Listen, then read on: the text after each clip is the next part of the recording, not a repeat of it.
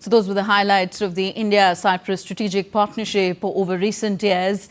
DD India's Shubhendu Ghosh joins us on the story for more. Shubhendu, what are the key areas of cooperation likely to figure in the talks today between President Nikos Christodoulides and Prime Minister Modi in the wider India-EU context?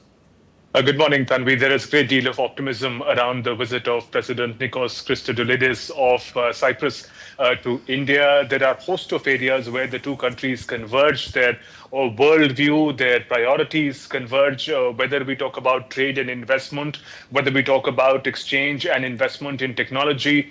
Mobility happens to be a very significant aspect of the relationship as well. Some of it, we also got a glimpse of the president's program in Mumbai. The economic aspects of it. Then there is also the IMEC corridor, the flagship visionary corridor that links India with the Middle East, with Europe, and Cyprus happens to be a very important part of it. Cyprus, remember, is a small but very influential island nation in the Mediterranean Sea. It also chairs the European Union. It's the president of European Union for the year. So in that sense, India's close partnership with Cyprus also augurs well for India's engagement with the continent of Europe as a whole, whether we talk about trade and investment, whether we talk about a defense partner and partnership and mobility partnership. And Cyprus, remember, if you recall, Prime Minister Narendra Modi's visit to Cyprus, to Nicosia last year, sometime in June, there was also a talk about mobility and the manner in which Cyprus is willing to act as a gateway for India and Indian ambitions into Europe and connecting the people. As the president in the story also mentioned, making a combined market of over 2 billion people. So in that sense, a close partner in Europe who also happens to chair a very, very influential position of the head of European Union at the moment.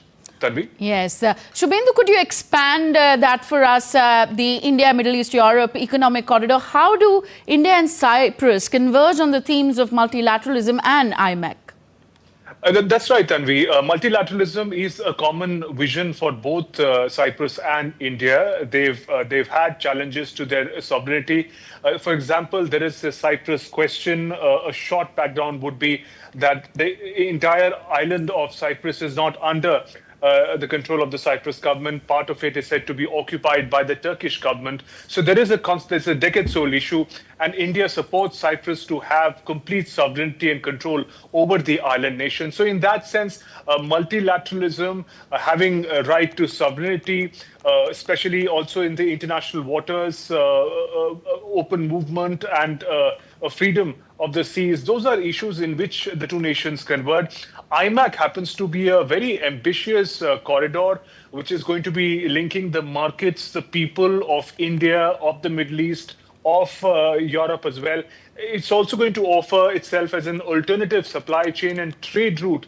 In the times of crisis, we've seen that singular trade routes come under significant pressure. They're also weaponized by some nations.